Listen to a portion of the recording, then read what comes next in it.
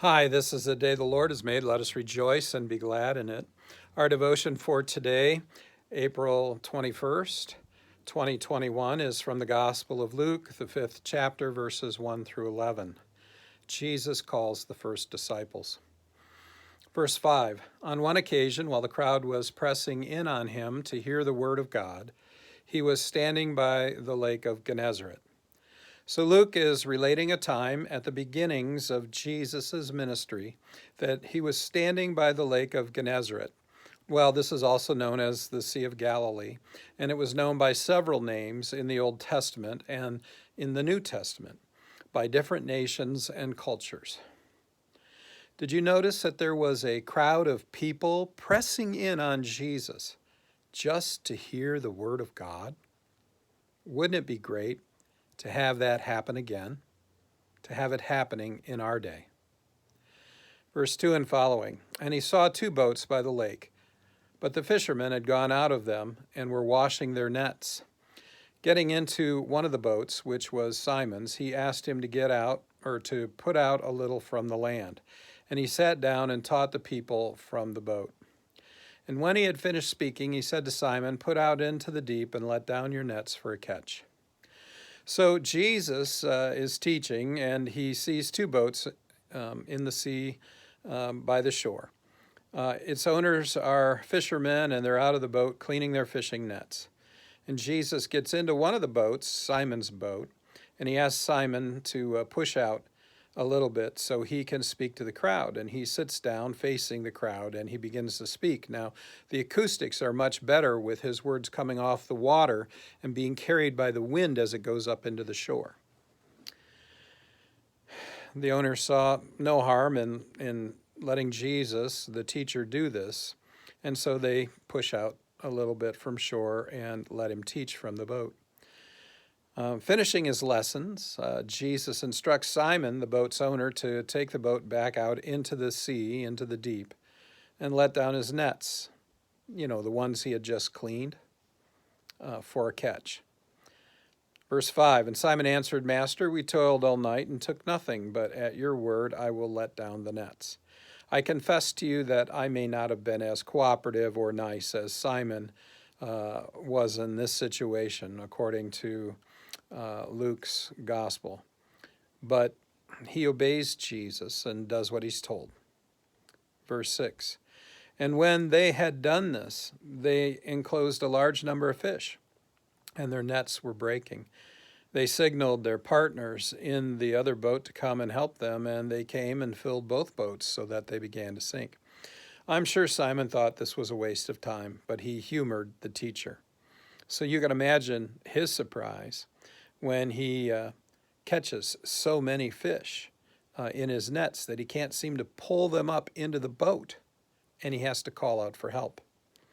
The other boat goes out and helps by loading a lot of the fish from that catch into their boat too. There's so many fish that both boats begin to sink. Think about that. Think of the abundance.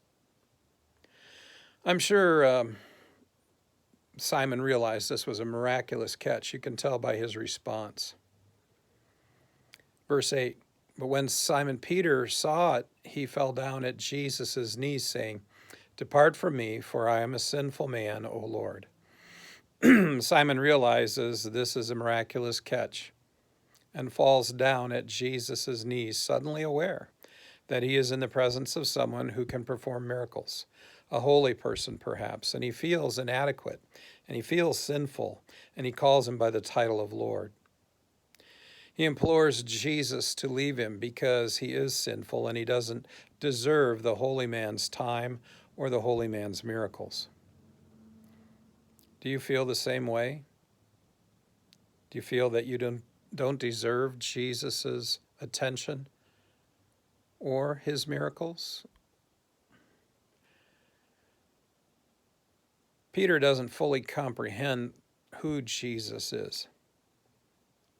He only understands that Jesus is too good to be spending any time with Simon, and I hope you don't feel that Jesus is too good to be spending any time with you. because he came for you and he came for me. Verse 9 and following, for he and all who were with him were astonished at the catch of fish that they had taken. And so also were James and John, sons of Zebedee, who were partners with Simon. And Jesus said to Simon, do not be afraid. From now on you'll be catching men. And when they had brought their boats to land, they left everything and followed him. Peter was the only one to experience emotional turmoil by this. Peter was not the only one, to experience emotional turmoil by this catch of fish. James and John were also astonished. And they must have expressed some fear, as Simon did about being in the presence of a holy man like Jesus. But Jesus seeks to comfort them, and he tells them not to be afraid. Jesus is always telling his disciples not to be afraid. And he gives them the promise, which is also a mission, that from now on they will be catching men rather than fish. When they get the boats filled with the fish to the point of sinking back to the shore, they leave everything. They leave the life they knew as fishermen, and they follow Jesus. The miraculous catch of fish was enough to convince them to make a huge life change. Being in the presence of Jesus and watching him work was enough to make them change their life. To leave what they knew in order to do something else that they didn't really know and weren't really sure about. The only thing they were sure about was Jesus. Would you be able to do this? Leave your current life in order to follow Jesus wherever he takes you? Would you be able to drop everything to follow him? Maybe he will ask you to do that in your life. Maybe he's already asked you to do that in your life. And the question is, will you follow him? Go in peace, serve the Lord.